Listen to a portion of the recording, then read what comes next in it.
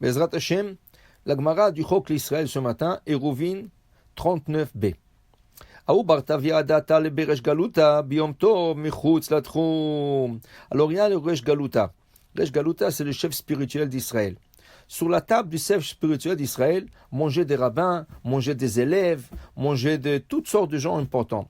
Alors voilà qu'ils étaient à table, Yom Tov, et un goy est venu avec une gazelle, et il a offert comme cadeau au Resh Galuta.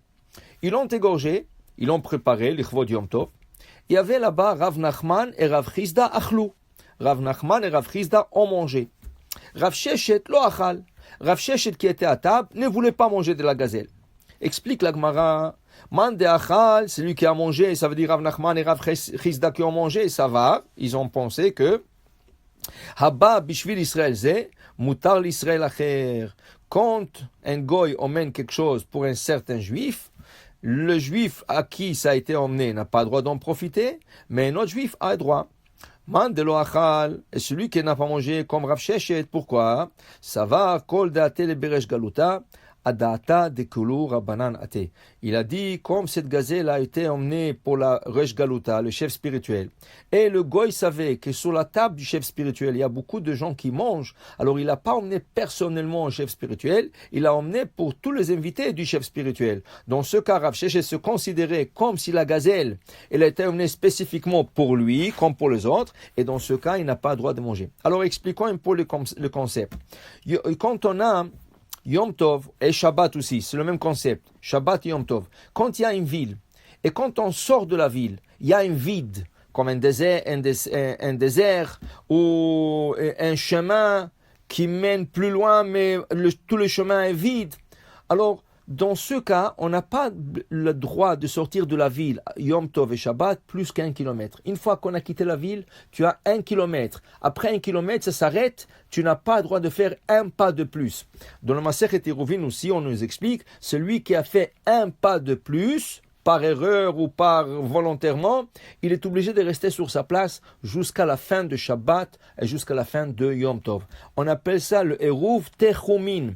On a déjà étudié, si vous vous rappelez, dans des autres Chok l'Israël, il y a l'Eruv Chatzerot, quand on fait un Eruv qui permet de transporter sur l'étage entre des voisins ou dans un duplex, du bas du duplex vers le haut du duplex.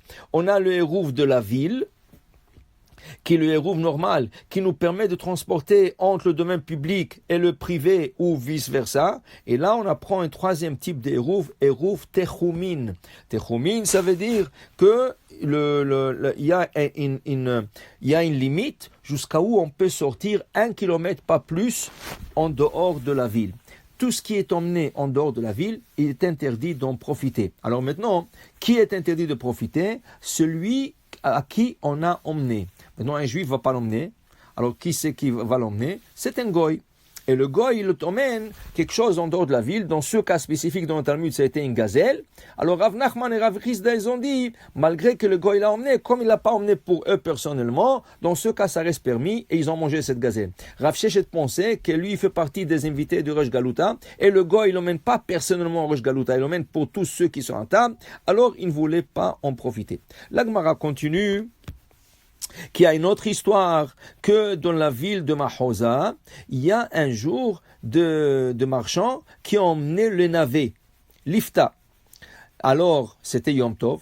Nafak Rava est sorti. Rava, c'était le rabbin de la ville. Il est sorti voir sur le marché parce qu'il savait que les Juifs vont sortir et acheter ça le jour de Yom Tov. Rien que pour expliquer, quand le Juif achetait des choses Yom Tov, ils avaient le droit de manger chez les magasins goy aux Juifs, mais ils ne payaient pas. Alors le goy l'écrivait et après Yom Tov tu venais, tu t'arrangeais avec le goy.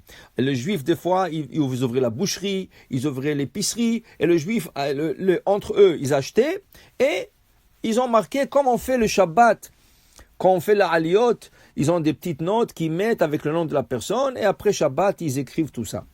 Alors Rava, qui était le rabbin de la ville de Mahosa, il est sorti voir le navet qui ont été emmenés parce qu'il savait que sa communauté va aller acheter. Qu'est-ce qu'il voit Rava, dit la Gemara? Il voit que les navets ne sont pas frais. Il a dit à tout le monde, vous pouvez en acheter. Pourquoi?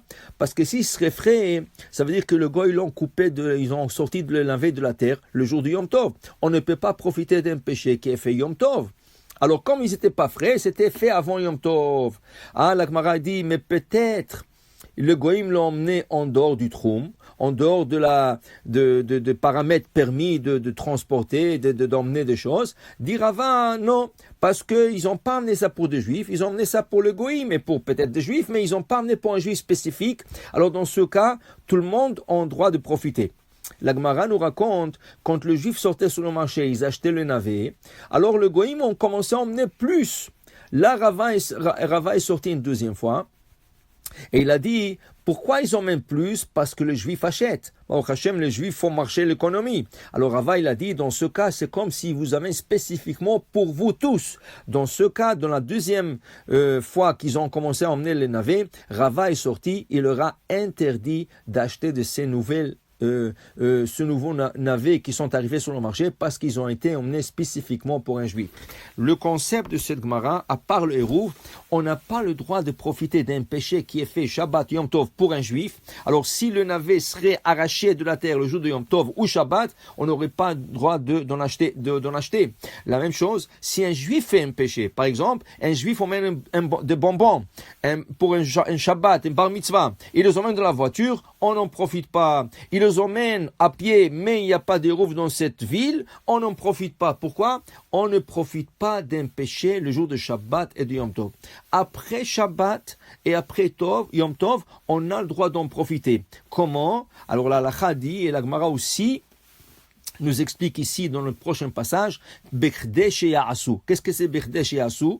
Alors on dit comme ça, combien de temps ça a pris pour ce juif d'emmener le bonbon? Ça veut dire de chez lui à la synagogue, c'était 15 minutes, 20 minutes, une demi-heure. Alors le Shabbat est sorti, j'ai fait l'Avdallah, je dois attendre 15 minutes ou 20 minutes ou une demi-heure après le Shabbat, le temps que ça lui a pris, que je pense plus ou moins que ça lui a pris d'emmener ça, le temps que ça a pris, j'attends et après j'en peux en profiter. Le goy, il a fait un travail pour toi, le jour de Shabbat, tu n'as pas le droit de profiter.